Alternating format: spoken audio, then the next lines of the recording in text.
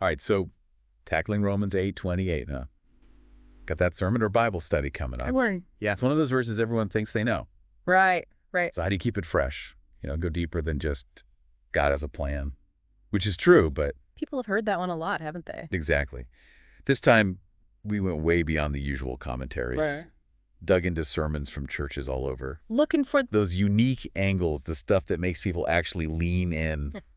You know what I mean? the make you rethink everything kind of stuff. That's it. Yeah. And honestly, we found some gems, approaches to like tricky theology that were smart, but also really engaging. Intrigued. Lay it on me. Okay, let's start with predestination. Always a head scratcher for some folks. Yeah, can get a little abstract. We found Oak Grove Baptist Church had this cool take on it.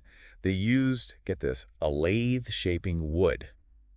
I kind of see where this is going. It's so visual, right? Yeah. That lathe is powerful, shapes the wood precisely, but But the process isn't exactly gentle. nope. Rough, even painful at times. But then you get this beautiful result, way more valuable than the raw wood. And I bet the wood doesn't get a say in the design. That's it. That was exactly Oak Grove's point about predestination. We may not always get it, might even fight it. But that master craftsman, God, he's got a purpose we can't even imagine. Powerful way to put it.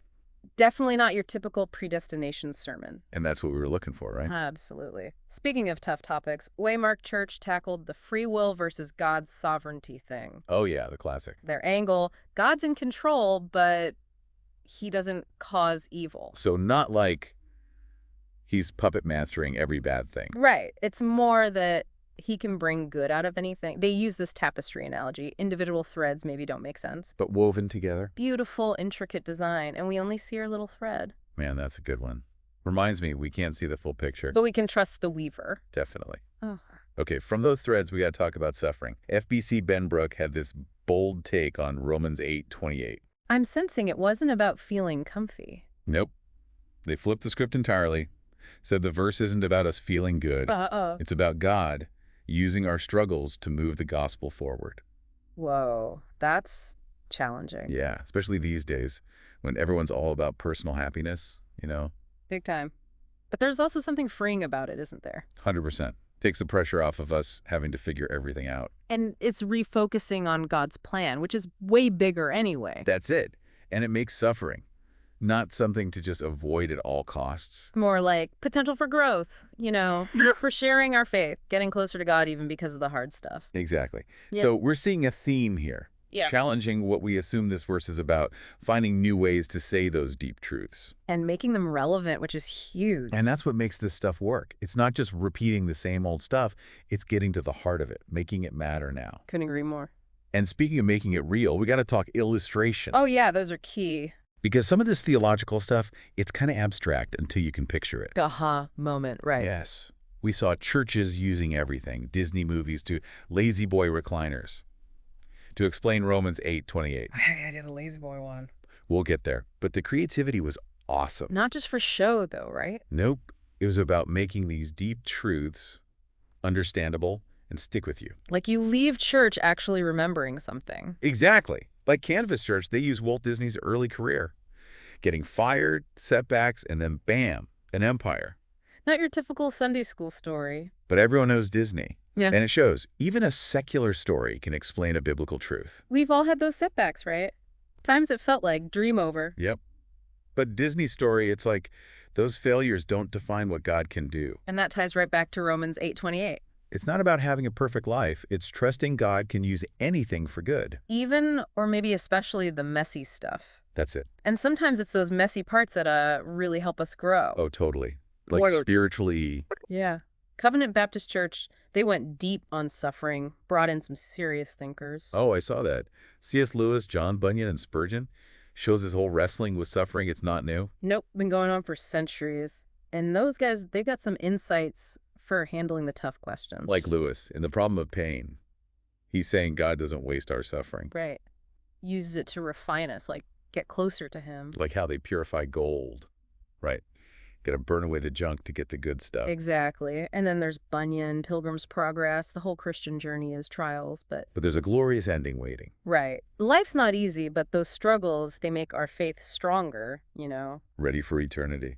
Oh, and they quoted Spurgeon, too, that line about the same sun that melts the wax hardens the clay. Oh, I love that one. Same trial, different people, totally different outcomes. Depends how you react to it, right? And that's where Romans 8:28 comes in. Even when it's tough, when we don't get it, he's working it all out. For good, somehow. Okay, so we've got predestination, suffering, kind of heavy. A little bit, but then there were churches that, like, lighten things up. Used humor, which I gotta say, worked so well. Right. People let their guard down. Suddenly they're open to the message. And you remember it. Those aha moments we were talking about. Sojourn Church, they used a, wait for it, lazy boy recliner to explain the Holy Spirit. Okay, you had me at lazy boy. Duh. Who doesn't love those? Right. Total relaxation, letting go of stress. And that's what they were saying about the Spirit's work, right? We're not going to carry all the weight ourselves. We can just lean back, trust God's doing his thing. Like that feeling when you finally sink into the comfy chair after a long day. Ah, yeah. Breathe out, let it all go. That's a powerful image to tie to Romans 8:28, you know. Even when things are rough, there's peace in God. There really is. So we've seen some creative stuff, but one thing kept popping up in our research, historical context. Oh, good point. It's easy to forget. These Bible stories happened so long ago, different world. Totally. Like watching a movie set somewhere you've never been, missing all those little cultural cues. Right. Could totally misinterpret what's happening. Exactly. Understanding the context makes the text come alive. Jamul Church did this with Joseph. Explained why his position in Egypt was so important, gave him power to help his family, fulfilling God's plan. It's like those Bible characters, they were real people. with complex lives, tough choices.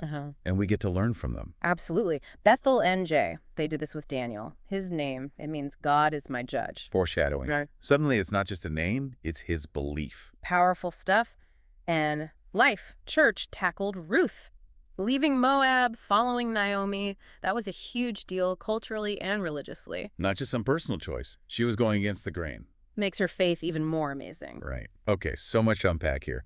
Creative illustrations, historical context, even humor, all to bring Romans 8:28 to life. But the key is connecting it back to our congregations. How does this ancient stuff matter to them now?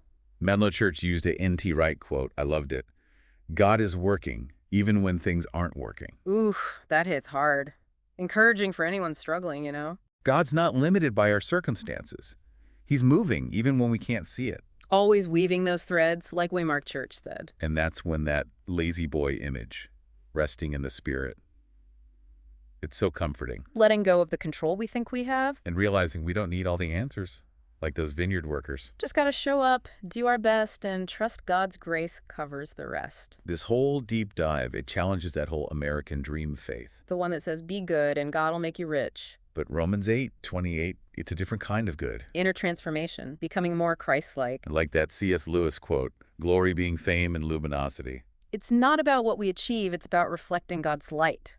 And that change, it's a process, right? Ups and downs, good times, bad times. But Romans 8:28, it's that promise holding us steady. God's working it all out, even when we can't see how. And that good. It's not just about us being happy. It's about fitting into his plan for the whole world. So, to all those pastors and teachers prepping their Romans 8:28 message, I hope this gave you some new ideas. Dig deep. Find what clicks with your people. Because this verse, it can change lives, but we got to go beyond the surface to really unlock it. You know, it strikes me, this whole deep dive, we really went beyond just saying Romans 8:28. It's so easy to, like, default to the cliches, you know? With a verse everyone's heard so much. God's got a plan, yeah. But the churches we looked at, they went deeper, weren't afraid to ask the hard questions, like, how can a good God use suffering? What does it actually mean for him to work all things for good? That's where the history stuff gets so important. Like Jamul Church with Joseph, how his position wasn't just random luck, it was key to saving his whole family. Makes you see it differently, right? These weren't just characters, they were making huge choices, often without knowing why. And still trusting God. Brings me back to that N.T. Wright quote, God is working even when things aren't working. Oh, yeah. That's what gets us through those times where it feels like he's gone silent. Reminds us his purpose is bigger than our right now problems. Yeah. He's still weaving like that tapestry. Yeah. And that's when that lazy boy image, resting in the Spirit, man, it just brings so much comfort. I'm telling you, that one from Sojourn Church, sticking with me. It's such a good picture of surrender, you know? Not white-knuckling it, trusting God's got us. And we don't need to have it all figured out like those vineyard workers. Just show up, do our best. And God's grace makes up the difference. So much of this, it challenges that prosperity gospel kind of thinking. Yeah, that if you're good, life's going to be easy street. But Romans 8:28 points to a different kind of good, doesn't it? It's about being changed, becoming more like Christ on the inside. Like that C.S. Lewis thing, glory being fame and luminosity. Not just outward success, but reflecting God's light. So, pastors, teachers out there, getting ready to tackle this verse. Hope our deep dive gave you some ammo. Few ways to approach it, yeah. Don't just repeat the same old stuff. Dig deep. Find what'll resonate with your people. Because this verse can change lives, but it takes some effort to unlock it. It really does. Well, that's it for our Romans 8:28 deep dive. Thanks for joining us. Always a pleasure.